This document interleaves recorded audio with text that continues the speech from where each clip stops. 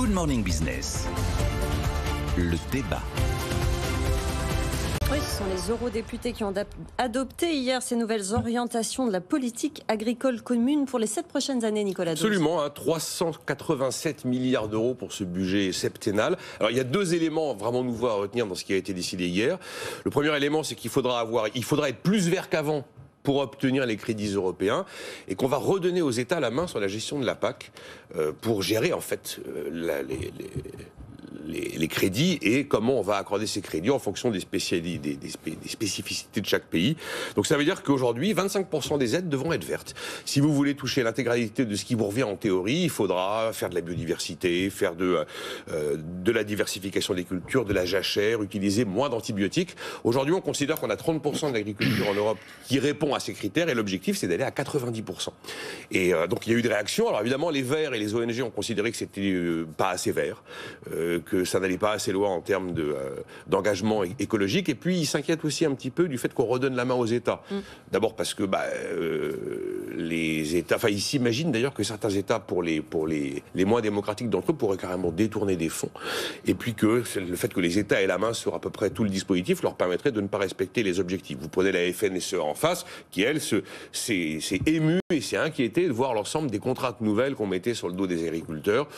Le dernier point qu'on peut souligner sur cette renationalisation de la gestion de la PAC, c'est qu'au moins pour une fois, les gouvernements européens pourront plus systématiquement renvoyer toutes les responsabilités sur Bruxelles et sur l'Union européenne pour essayer de justifier et d'expliquer leurs erreurs. Donc voilà ce qui a été décidé hier. Je rappelle que c'est le premier budget de l'Union européenne et que la France est toujours aujourd'hui le premier bénéficiaire de la PAC. Jean-Marc Daniel, on redonne un petit peu la main, on redistribue, mais finalement ça manque toujours autant de liberté. Absolument, oui, ça reste toujours un secteur très administré en fait, et on parle beaucoup des fonctionnaires, tout ça, mais ça fait partie de ces secteurs qui vivent également de crédit public. Ce que je trouve intéressant dans ce qui s'est passé, c'est le fait que d'abord le commissaire européen pour la première fois était quelqu'un d'Europe de l'Est, c'est-à-dire d'un pays où il y a encore beaucoup d'agriculteurs. Le commissaire européen en charge du dossier est un Polonais. Je rappelle qu'à l'heure actuelle, la moitié des agriculteurs en Europe sont soit bulgares, soit roumains, soit polonais. Même si c'est quand même la France qui continue à être le principal bénéficiaire de la PAC. Donc là, il y a une sorte de distorsion entre les avantages acquis, entre guillemets, des pays occidentaux et ce monde rural européen qui est quand même de plus en plus marqué par la présence des pays est-européens. La deuxième chose, c'est qu'il y a une sorte de victoire du Royaume-Uni, et d'autant plus singulière et paradoxale qu'il n'est plus là, puisque je rappelle que c'était Tony Blair qui avait demandé un rapport qui avait été confié à André Sapir et qui avait proposé une renationalisation progressive de la PAC. Et alors ça s'était heurté au fait que le principal bénéficiaire de la PAC à l'époque, c'était la reine d'Angleterre, et donc elle avait demandé qu'on ne touche pas à la PAC, qu'on garde la PAC telle qu'elle était, car les réformes proposées consistaient à diminuer son revenu, et donc elle acceptait pas. Elle considérait que c'était un droit acquis. Enfin, elle était sur une logique assez revendicatrice.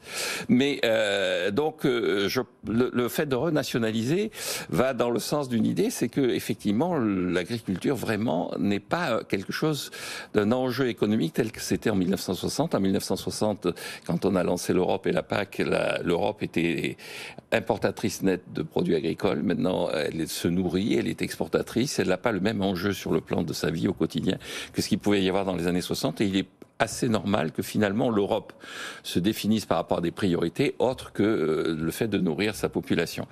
Et alors le dernier élément, effectivement, c'est qu'on continue à avoir des règles. Il est prévu un fonds d'environ 500 millions d'euros pour stabiliser les cours. On continue à considérer que le prix n'est pas un élément naturellement opposable aux paysans. Alors je pense que c'est une erreur. Ce qui est intéressant, c'est que la semaine dernière, en Inde, le gouvernement Modi, qui avait prévu également de libéraliser l'agriculture, et qui a subi une sorte de siège à l'ancienne. Le monde paysan faisait le siège de New Delhi, un peu comme les ronds-points que nous avons connus à l'époque des Gilets jaunes, et le gouvernement Modi a également cédé. C'est-à-dire que le monde du rural a du mal à s'habituer à la concurrence, à l'idée que le prix c'est un bon indicateur, et que quand il y a une baisse, quand il y a une récolte trop abondante, c'est pas forcément ce qui va se traduire par des revenus plus importants, parce que les prix doivent baisser. Alors le seul personnage à avoir eu le prix Nobel pour des travaux sur l'agriculture, c'était Theodor Schulz. Il disait, depuis les pharaons, il y a il y a des stocks de nourriture faits par l'État. Il serait temps quand même que on arrive à introduire la liberté économique et le raisonnement économique dans l'agriculture, quitte à garantir un revenu aux paysans par des services autres que la production de nourriture. On a parlé du verdissement. On peut faire une politique, non pas agricole, mais une politique écologique du territoire. Ça fait partie des axes à développer. Merci Jean-Marc Daniel, Nicolas Dose.